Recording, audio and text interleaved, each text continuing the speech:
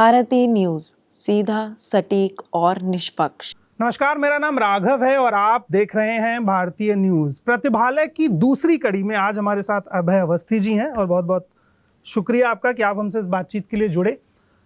प्रतिभालय में एक शानदार विंग है जिसे थिएटर नुक्कड़ रंगमंच कहते हैं। असल में हिंदुस्तान के भीतर आज़ादी की लड़ाई में जितना योगदान स्वतंत्रता सेनानियों का था, उतना ही योगदान नुक्कड़ नाटकों और इस अभिनय का भी था।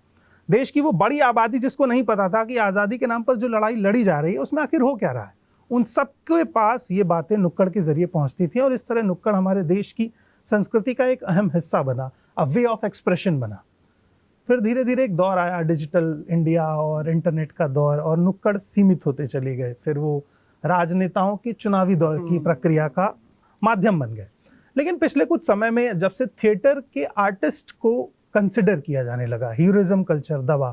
आप नवाजुद्दीन सिद्दीकी को देखें, मनोज बाजपेयी को देखें, और तमाम एनएसडी के लोग जो साइड रोल से उठ करके सेंटर में पहुंचे, उन्होंने इस बात को स्टैब्लिश किया। मैं ये समझना चाहूँगा कि जो नई पीढ़ी है जो थिएटर पे काम करती है, उनके घर वाले ज़्यादातर इस चीज़ के खिलाफ रहते हैं। तो वो इसे एज अ टैलेंट कैसे कंसिडर करें और ये बात हम कैसे समझाएं कि theatre is not only part of acting, it's a part of personality also. तो प्रतिभालय में आप ये किस तरह से कर पाते हैं? हाँ, ये जो आपने बहुत अहम मुद्दा उठाया है कि थिएटर को ना हम एक्टिंग से ही सिर्फ रिलेट करके उसको सीमित कर देते हैं। पूरा नाट्य शास्त्र है। हाँ, नाट्य शास्त्र है। तो हम अभी भी ऐसा है कि पेरेंट्स जो है वो उसे एक हॉबी की तरह लेते हैं, बट वो अपने आप में एक बहुत बड़ा विषय है। बट अब हमने जो इसे थोड़ा चेंज करके शुरू किया है, like personality development through theatre, through मतलब उसकी जो कीवर्ड्स जो आजकल चलते हैं, क्योंकि एक ऐसी धारणा बनी हुई है कि थिएटर मतलब आर्टिस्ट, और आर्टिस्ट मतलब वो जो झोला उठा के कुर्ता पहन के और क्रांतिकारी और भुखमरी होगी उसमें। ठीक है, तो ये एक इमेज है। अब उससे भी एक बहुत बड़ी पेरेंट्स की संख्या है जो थिएटर को सिर्फ सिनेमा हॉल तक जानते हैं। तो हमें ये समझ में आया कि पहले तो व्हाट इज थिएटर ये बताना पड़ेगा। तो पेरेंट्स अभी भी पूछने आते हैं, सर हमें बच्चे को एक्टर तो नहीं बनाना।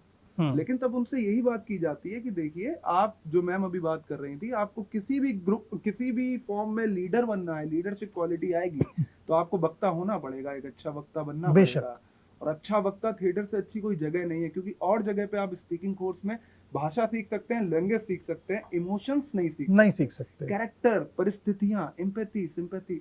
तो ये इसका एक जवाब है। एक और बड़ी मजेदार चीज है, क्योंकि विषय ऐसा है, मैं पिछले 8 साल पहले जब मैं खुद थिएटर में था, थिएटर की खूबसूरत चीज ये है कि थिएटर करने से पहले आपको बहुत सारी चीजें पढ़नी पड़ती हैं। बिल्कुल। आप टोबा टेक सिंह देख रहे हैं, और आप नहीं जानते मंटो कौन है, तो शायद आप उस तरह से कनेक्ट ही ना कर पाए। बिल्कुल। तो थिएटर का जो अध्ययन का प्रोस्पेक्टिव है वो भी बहुत डिफरेंट है। मैं एक और चीज़ समझना चाहूँगा कि जैसे प्रतिभालय में थिएटर की तमाम तरीके की चीज़ों से आप बच्चों को स्किल्ड करते हैं, उनकी पर्सनालिटी में जो चेंज आता है उससे पेरेंट्स का क्या इम्पैक्ट, वो कैसे खुश दिखते हैं, या आप कैसे कन्विंस करते हैं कि theatre is not a part of only acting. आप किसी बड़ी कंपनी में सेल्स मैनेजर हैं, और अगर आप अच्छा एक्ट कर लेते हैं तो आप अपना प्रोडक्ट बेच लेंगे। बिल्कुल। तो ये चीज़ कैसे पिच होती है? देखिए, अभी जो सिचुएशन है, अभी जो सिनेरियो है, उसमें ऐसा होता है कि मोस्ट ऑफ द केसेस ऐसे हैं जहां पर बोलने का प्रॉब्लम है, और ये कोरोना के बाद, लॉकडाउन के बाद ये जो चीज है ना, ये रेपिटेशन में हो रही है कि अब इसकी संख्या बढ़ गई है। ये स्पाइरल ऑफ साइलेंस कह सकते हैं, because of nuclear family, because of flat system, इसमें बहुत सारी इसकी वजह है। तो बच्चे जहां पर, जब पेरेंट्स को लगता है अरे मेरा बच्चा बोल ही नहीं रहा है, रिएक्ट ही नहीं कर रहा है, मैं 4 बार बोल रहा हूँ वो ऐसे है, तब उनको लगता है ये प्रॉब्लम है। फिर वो अपनी प्रॉब्लम भी ना, जब वो प्रॉब्लम सिर तक आ जाती है तब फिर वो उससे टकराते हैं। देन 1-2 कोर्स के बाद उनको समझ में आता है, अच्छा ये थिएटर है, इसमें ऐसे एक्टिंग होती है। तो जब वो शो देखने आते हैं, बच्चे को स्टेज पे देखते हैं, तो कुल मिला के मैं बात बताऊं, ये जो आप पूछ रहे हैं ना थिएटर की बात, ये मैं पेरेंट्स को स्टेज के जब बच्चे सामने होते हैं तभी बता पाया कि ये थिएटर है। ये एक जनरल ऑडियंस की बात कर रहा हूँ मैं, वो ऑडियंस की बात नहीं कर रहा हूँ जो हमारे तो बनी जाएगा कि वो फल तो देगा।